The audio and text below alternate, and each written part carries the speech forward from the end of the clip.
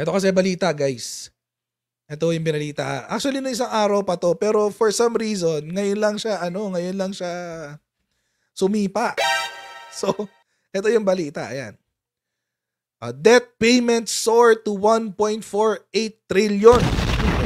Ang laki ng binayad, 1.48 trillion. Yan. So kanina, nagche-check ako ng mga sinasabi ng mga vloggers. Sabi nila, mga DDS vloggers.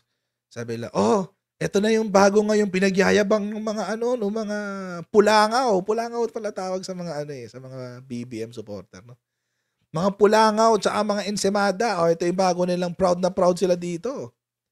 95% daw nabayaran, ganyan. 1.48 trillion daw ang binayad sa utang, ganyan. Para namang tanga lagi naman naka-budget na yung debt servicing natin. Hindi naman proyekto 'yan, ba't ka mapaproud diyan? Di ba? Alam niyong inutil Huling-huling yung pagka-inutil But anyway, basahin natin kasi. Bakit siya importante? Okay? Hindi man proyekto to, mga kotsero, pero dapat natin talagang pagtuunan to ng pansin. Okay? Kasi, ito yung balita. The Marcos administration jacked up its debt payments to 1.48 trillion as of the end of October, settling about 95% of its programmed obligations for the year. So, ibig sabihin, mga kotsero, tapos meron pa kanina pa lang, aga-aga. Kakapost ko pa lang nung live, nag-comment agad. As ba't ko raw sinabi na ang binayaran lang daw ni PBBM yung utang na sa kanya nakapangalan. Dapat bayaran niya ng buo yung simula nung dati pa. Kundi ba naman isang inutil at kalahati? Sinabi ko lang sa title yun. Sa title yun. Pang title lang yun. Natural. Nag-umpisa na ba yung live stream? Hindi pa. Abang-abang kasi. Diyos ko.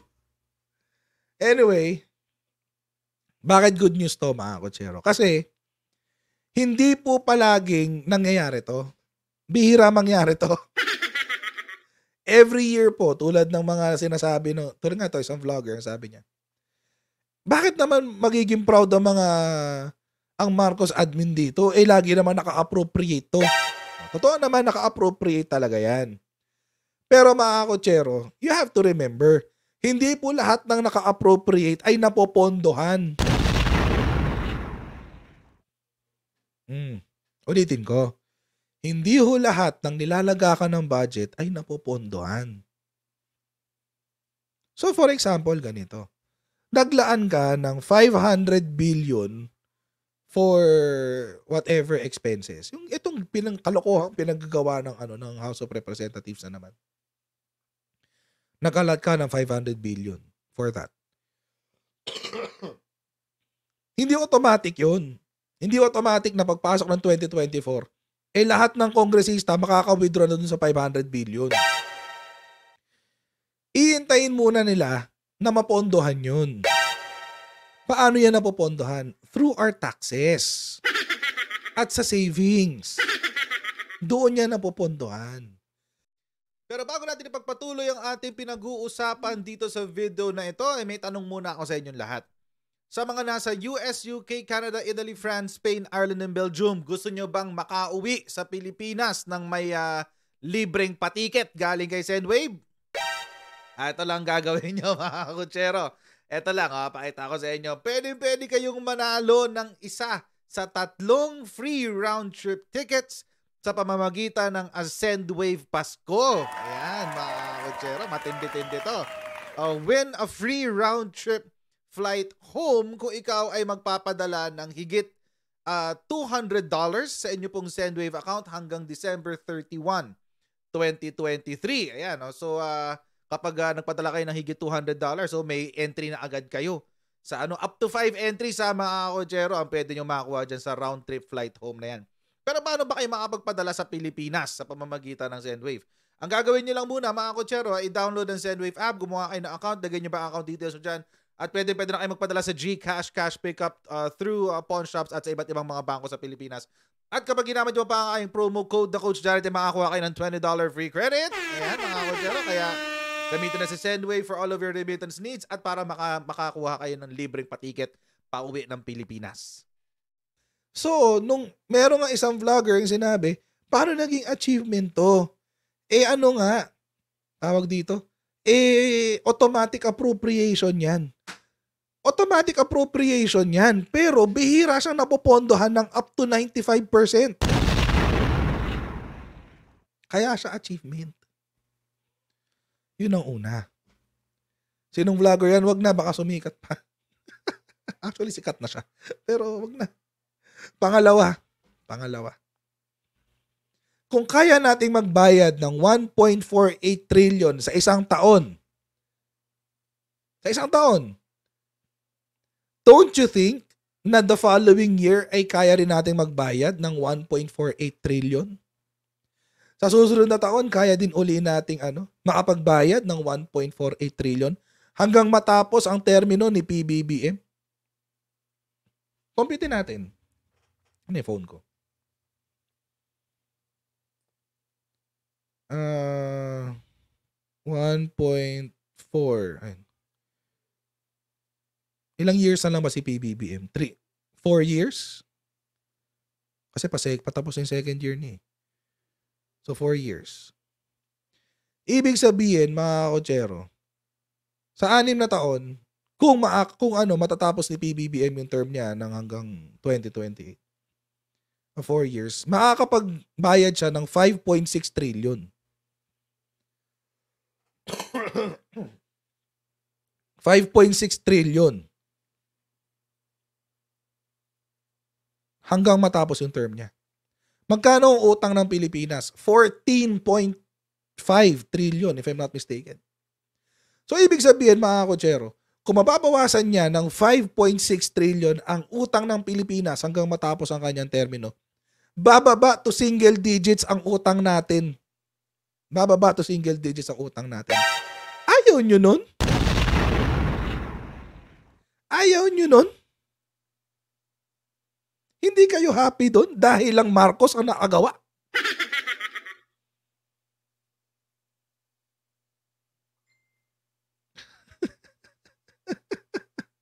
Ang pangit ng mindset nyo, guys.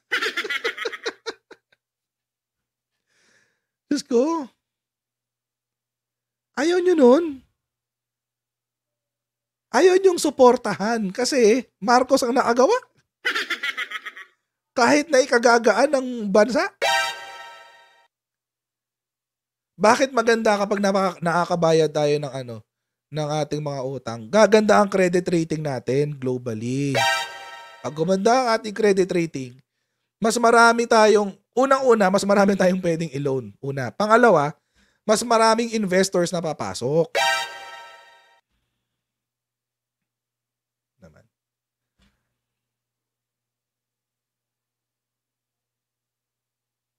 Diba?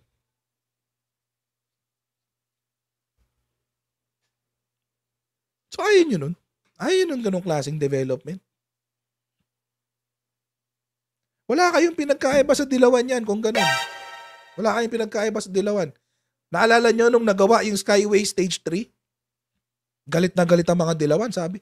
Hindi, project yan ni Project yan pangalan niya, ni Noynoy Aquino.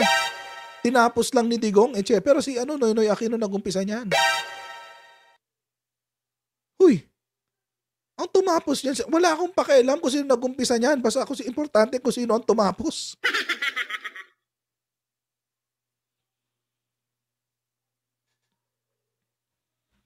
Diba? Parang ganito lang yan kasi, mga Kochero. Halimbawa, nagpropose ka sa jowa mo. Halimbawa lang, I will marry you.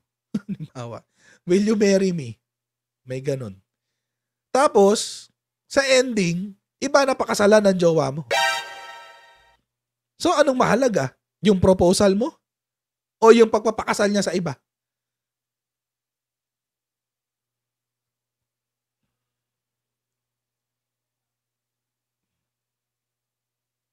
Ang pangit eh. Ang pangit ng mindset eh. Ang pangit ng mindset. Ouch ba, Nico? Mukhang na ano, mukhang tinamaan ka doon, brad, ha? Pasensya na. Mukhang tinamaan ka doon, brad, ha? Sorry na agad. Bawi ako sa'yo, men.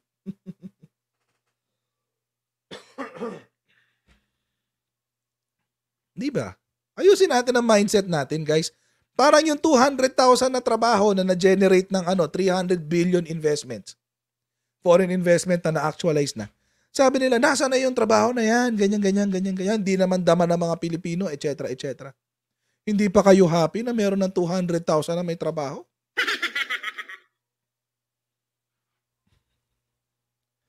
Nakakaya naman kayo. Nakakaya naman kayo. Huwag ganun. Ayusin natin ang mindset natin dyan. Okay. This means that at the end, as of the end of October, the government had settled 95.3% of its total debt service for 2023, which was at a record 1.55 trillion. Wow, grabe. Laki pala ng utang ni ng ang ating debt service for 2023. Imagine, nagtabi ang Pilipinas ng 1.55 trillion para lang bayaran ang utang natin. Grabe. Magkano ang iniwan ni Digong na utang niya? 6.8 trillion, guys.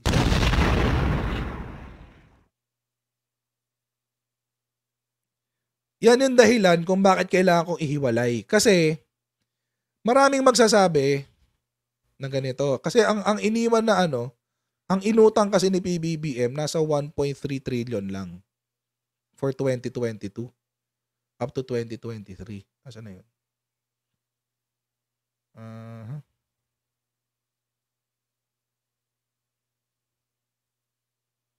Baka di sa isa. Wait, apat lang naman yung binuksan ko eh. Wait lang. Wala, asa na yun?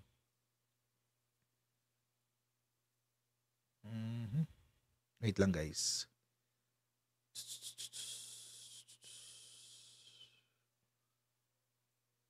Ba't nawawala? Parang nasa 1.3 trillion lang yun eh. Yung yung utang niya. Eto. Ayan. 1.36 trillion. Yung dinagdag niya ni PBBM. Ibig sabihin, mga kotsero, sa inutang niya na 1.36 trillion, bayad na yung inutang niya. Zero na. Bakit? Nakabayad na siya ng 1.48. May sukli pa siya eh.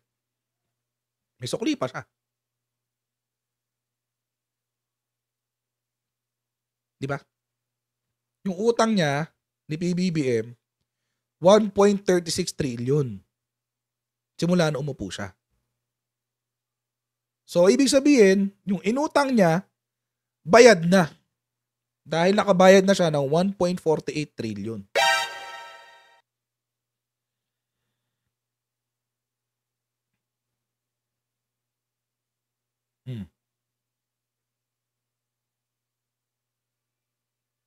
And we have to make that distinction. Kasi, umupo si PBBM, ang sinalo niyang utang galing kay Digong, 6.8 trillion.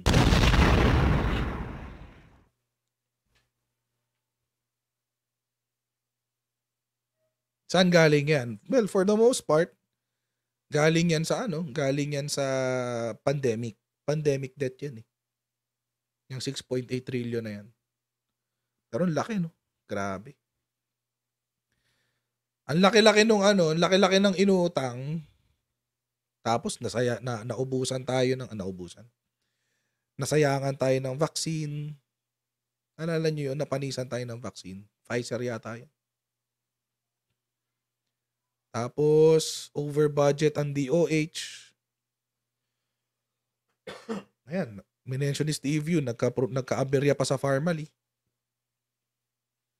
So, yun.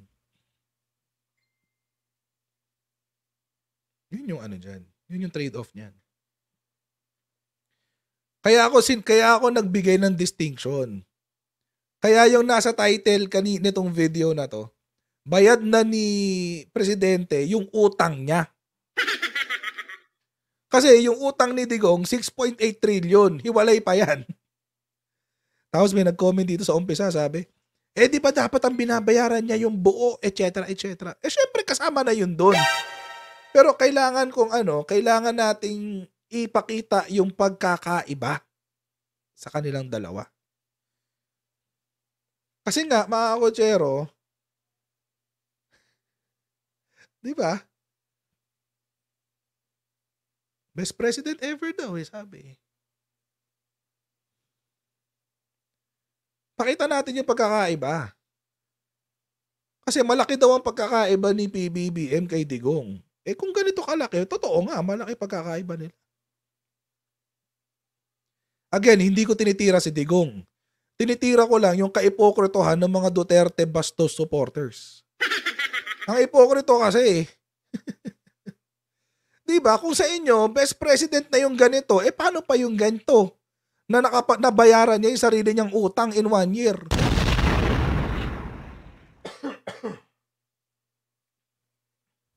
O sabihin ng mga DBS, pandemic etc., etc. O sige, sabihin na natin yung pandemic. Walang problema. Hanggang kailan lang naman ang pandemic? 2020? 2021? 2021, medyo nagbubukas ang economy. No? 2022, kamusta ba ang debt servicing natin noong 2022? 63%?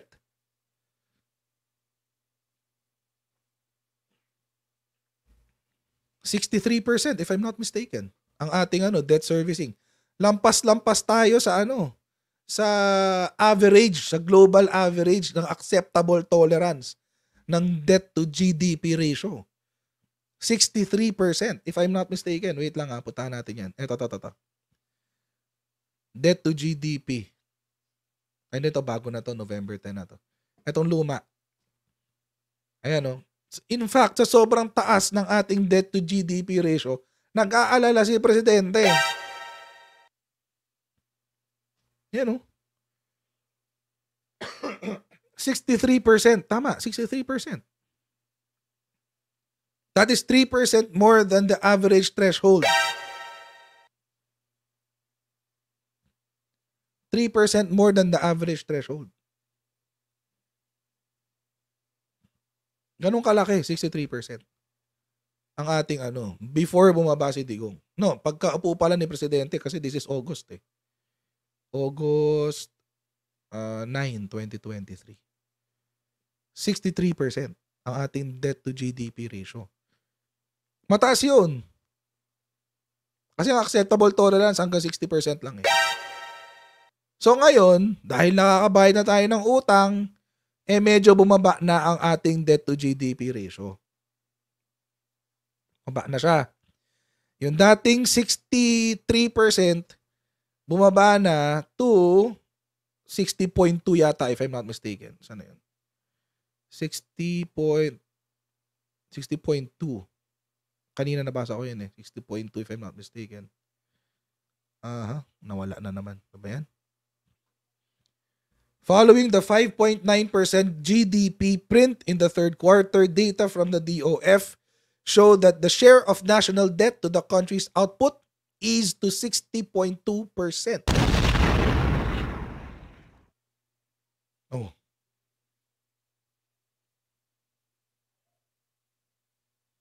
$60.2%.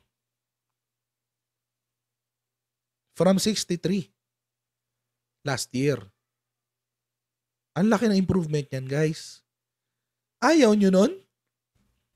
Ayaw nyo pa rin nun? Bakit? Dahil Marcos ang nakaupo?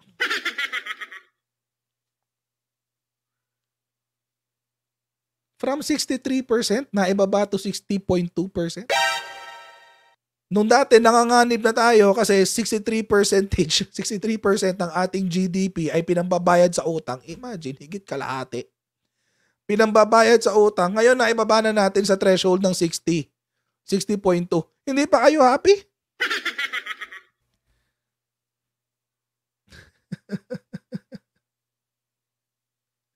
Hindi pa kayo happy? Sabihin ng iba, nung panahon nga ni pre-pandemic, 39 point something lang ang debt to GDP natin, etc. etc. Pre-pandemic pa lang yung sinasabi nyo. Ibang mundo yun. Basta ang balita, yung kay PBBM, yung inutang niya ng 2022 hanggang 2023 na 1.3 trillion pesos, bayad na niya dito sa 1.48 trillion. Triggered na naman mga DBS. So yun. Basta ako, ito lang. Ito yung punto, mga kotsero. Ayusin natin ang mindset natin. Okay? Regardless kung kayo ay Marcos supporter or not, it does not matter. Hindi na mahalaga yun. Ang mahalaga ay ang importante. Ang mahalaga, mga kotsero, makikinabang ang Pilipinas sa kung ano mang mga accomplishments na magagawa ng administration. Pero lang kasimple yun. Huwag nyo na isipin kung sino ang gumawa. Kung supportive ba kayo sa gumawa o hindi. Ngayon, I don't care kung sa palagay nyo si Duterte ang best president ever. Walang problema. Huwag nyo lang i-invalidate ang accomplishments ng current administration dahil sa mabias o sa utak nyo. Sabihin nyo, hindi totoo yan kasi nung panahon ni Digong ganito. Iba yung panahon ni Digong. Gusto niya magka-pandemic ulit sa third year ni PBB. Para malaman natin kung sino talaga mas magaling. Diyos ko. My goodness. Pangit ng mindset. Anyway, so hanggang dito lang po muna tayo for 2023, guys. Okay, maraming salamat sa inyong patuloy na pagsuporta sa ating channel. And please don't forget to subscribe sa Coach Jared YouTube channel at sa ating din po Facebook page. Pa-follow na rin po tayo doon. At napaka-importante po, mga kotsero, lalo na ngayon na naka-shadow ban ako sa Facebook. Paki-share po yung ating mga videos. Napakalaking tulong po sa atin. At I'll see all of you in our next Coach Jared Live in 2024. Happy New Year, everyone! God bless you. And, saan ba ako? Wait. Ayan. God bless you and see you next time, guys. Bye!